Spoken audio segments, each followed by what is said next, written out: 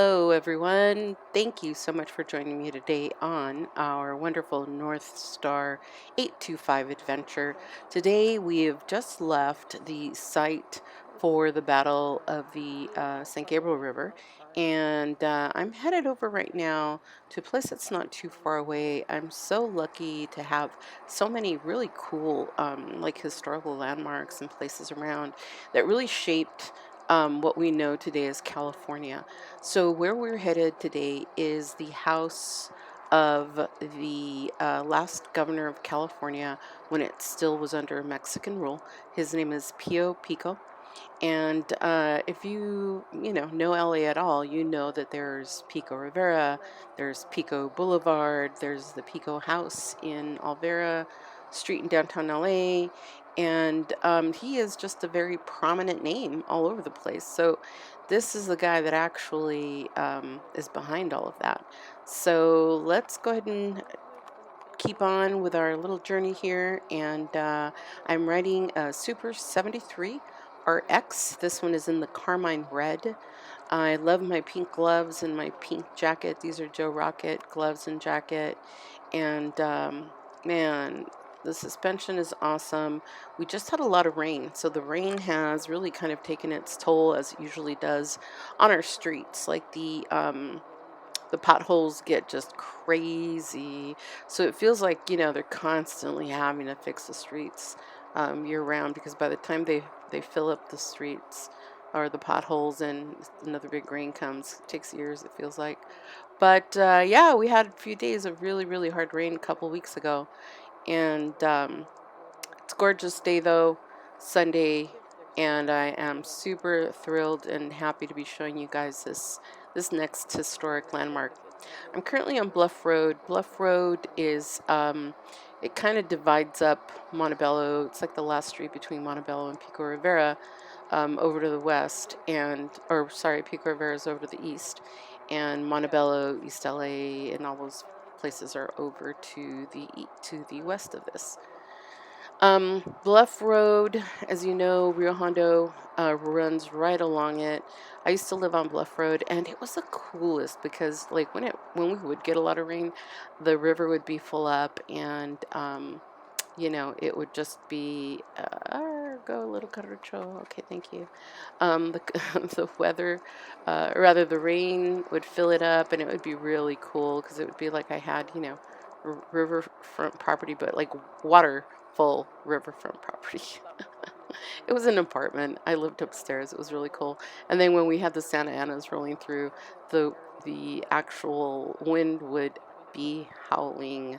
My daughter would get scared. She was little at the time, and we would cuddle up, and yeah, we still cuddle up. She's a grown ass adult now, and it's all good. All right, so where that car made that U-turn in front of me, that was the overpass to the railroads. Um, I've actually been on there for both the metro and when I've taken trips cross country on the train. If you've never done that, you should totally try it. It's such a cool adventure and experience. Try not to go, well, you're going to get across the country pretty much in 2 days. So if you can get a sleeper car, great. But if you can't, just, you know, ping me. I'll give you some hints on what you should prepare yourself for and what you should do. All right, so we've just made a turn onto Whittier Boulevard, and we are headed down. We're probably a good halfway there already, maybe-ish. We have to go from here to the 605, essentially. And I love this bridge. I remember as a kid, I knew that we were almost to my cousin's house when we were crossing this bridge. This bridge goes over the Rio Hondo and from Montebello into Pico Rivera. You can see the big old sign up there.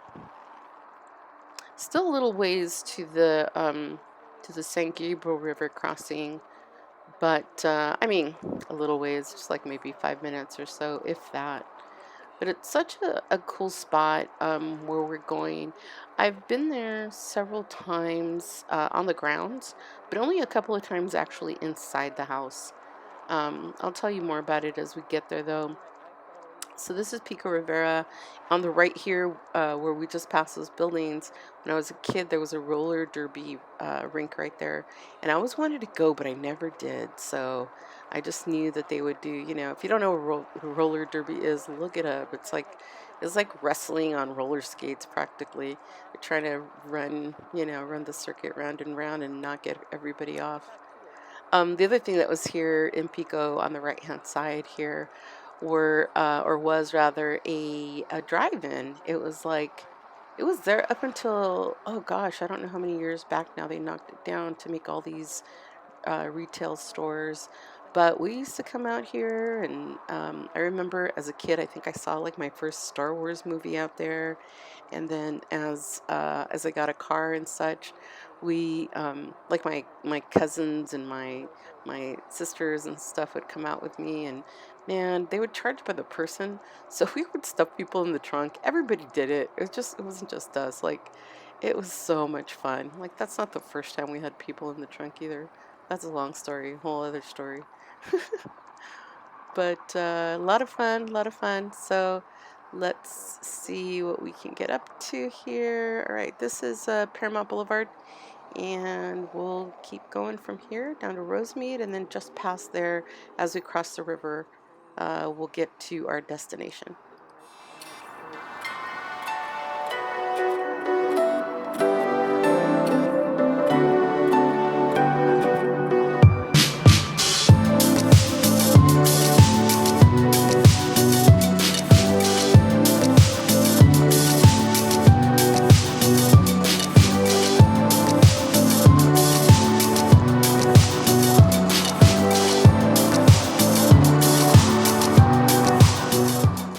All right, so a few things before we get to this ranchito.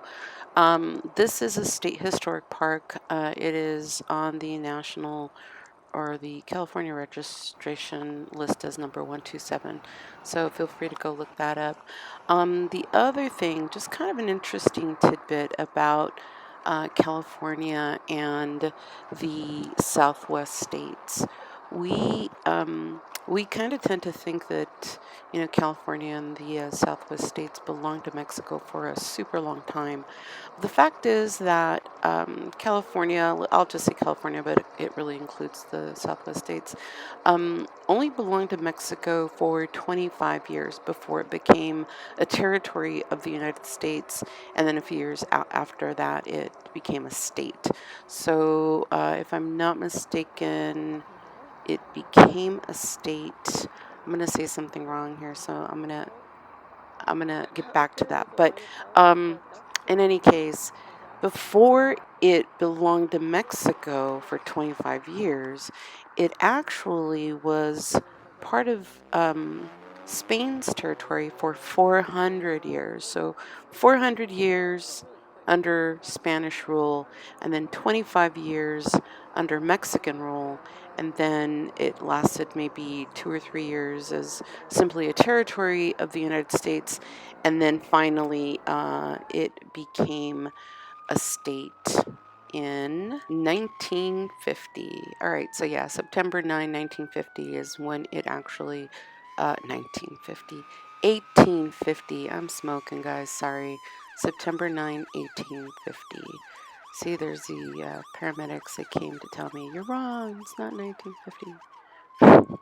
Yeah, you got to be careful with those. Listen out always. Don't. I always try to prevent from having stuff in my ears. Like, I see some people ride with headphones on, and I'm like, can't do it.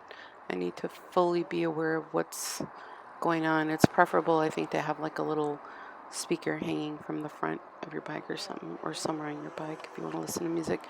But anyway, yeah, that's just a little history of California there. So 1850 is a year that we became a state in California, and before that it was a territory of the U.S.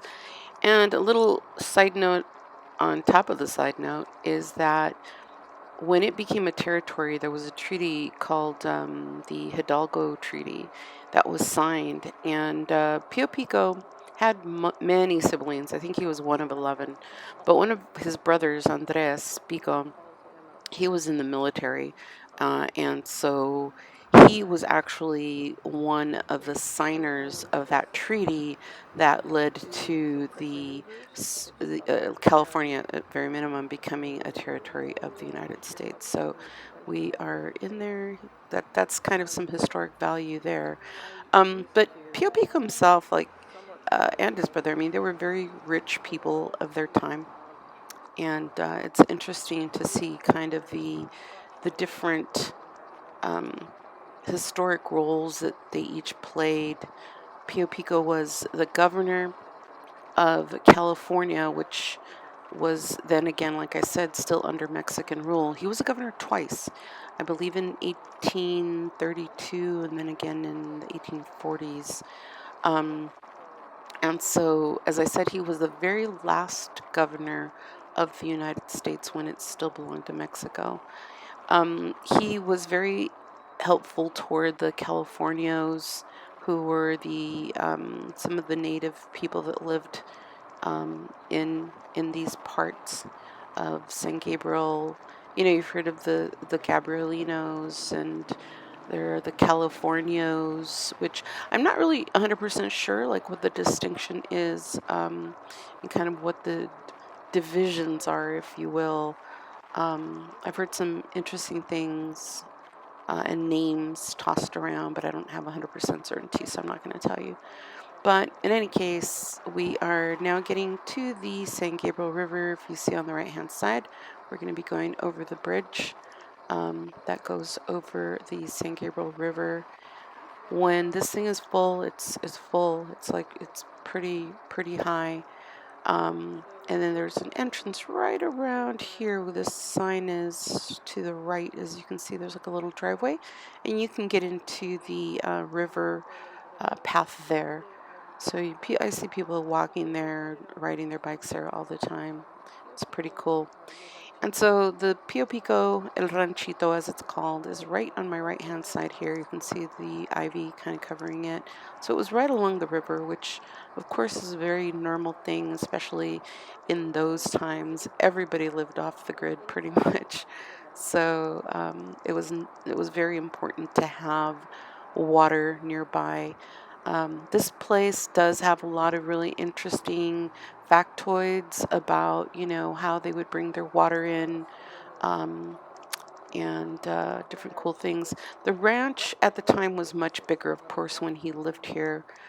It is at this moment reduced to, I've read two things. I've read that it's 3 acres, and I've read that it's 5 acres. So I don't know. We'll go with 5 acres, sure.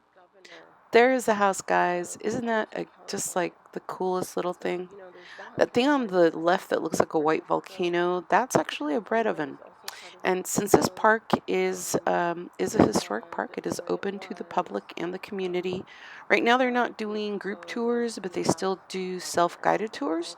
So you are welcome to come over and check out the house, go inside. Like I said, I've only been in there a couple of times. It is the walls are super thick because it's an adobe house. So the walls are super thick, which helped, of course, since it's earthen. It helps things stay cool in the summer and warm in the winter. So that is it. And behind this house is a community garden where various people from the community will come and plant things, and you kind of claim a little space, and you're able to grow some plants back there and vegetation and different things. I've never been back to the community garden, but I hopefully one of these days will come back and check it out. As you can see, it's a Sunday and it's pretty empty. I mean, honestly, this is just the coolest place to come and just sit and read or contemplate life, zen out. Um, and I'm sure they would be happy for the visits. There are donation boxes inside that you can donate to. This place was actually almost going to be shut down a few years back when the state was having a lot of problems um, funding these types of historic sites. But look at this, isn't this cool? I don't know if you saw, there's a park ranger over on the side over there. Yeah, so hopefully he or she will be chill with me. I'm in all pink pretty much. I mean, I've got jeans on, but I've got black and pink jacket, black and pink gloves. So I don't know. I feel like they tend to be a little easier on the ladies, you know. So look at this. Isn't this beautiful? This is gorgeous. I feel like I'm in my own yard, you know, because there's nobody else here except for that park ranger. Now I've got a book that's called I think it's called Pico versus Forster: The Struggle for the Rancho Santa Margarita. Like I said, he was a millionaire, and so he had multiple acres in California. Not just this one. This one was the last place that he lived, and well, maybe not the last place, but near close to the last place. He was evicted from here. A lot of debt that he'd incurred over many years. So he lost this place. But the book that I have shows a picture of him with, I believe it's a woman, standing on the top part of the veranda there. Um, it's really cool. It's really, really cool. That book is ultra interesting. I got that book from a small publisher, which sold. I don't know if they sold to the Oklahoma Press, but it was the J. Arthur Clarke uh, publishing company. That publishing company had been around since like the 1800s, and they had a lot of documentation. So it was an interesting book because it really detailed what happened, the events that led up to him losing the over 200 plus acres down in Camp Pendleton, in the Rancho Santa Margarita, all that San Diego area. Like he had just acres and acres and acres. And I want to say actually it was more than 200. It might have been like 900 acres down there. So super interesting book. If you like history, and if you're watching tonight, you probably do. It's a great book to pick up. You can still find it. I think the author's last name was Gray, Gray, sorry. So go check it out. But they were in the cattle business. They were politicians. They were in the military. Pio Pico. I also heard, and I can't remember if it was from the book or not, but he also had a lot of gambling debt. So, you know, while they were making millions, they were also spending some of the money on gambling. And from my understanding, that was some of the debt. Now, mind you, that doesn't erase like a lot of good stuff that they actually did for the people. But you know, everybody's got their yin and yang, right? Their dark side and their light side. So maybe that was theirs, and that's how they ended up losing this property. The property in Camp Pendleton, Forrester was his brother-in-law, married to his sister Ignacia, and that he lost. He was deep in debt, and so he helped, or he asked his brother-in-law to help him. The brother-in-law said, "Sure, I'll help you. You know, drew up a contract." The contract was in English, and Pio Pico did not read or write English, or read obviously, and he signed it. I mean, he shouldn't have signed it, granted, but it was still very unethical of Forster to do that. So um, the book outlines how, if that trial would have been conducted today, Pio Pico would have won and not lost his Camp Pendleton property. He would have retained that property. Um, but given, I guess, protocol and procedure back then, they lost the case, and so Forster ended up picking up all that acreage down there, and basically running the ranch that he had down there. It was a massive, massive ranch. But yeah, that is the Pio Pico house, and just a little bit about Pio Pico. If you go down to Olvera Street, if you're ever in downtown LA, definitely go to Olvera Street. You'll see the Pico house there.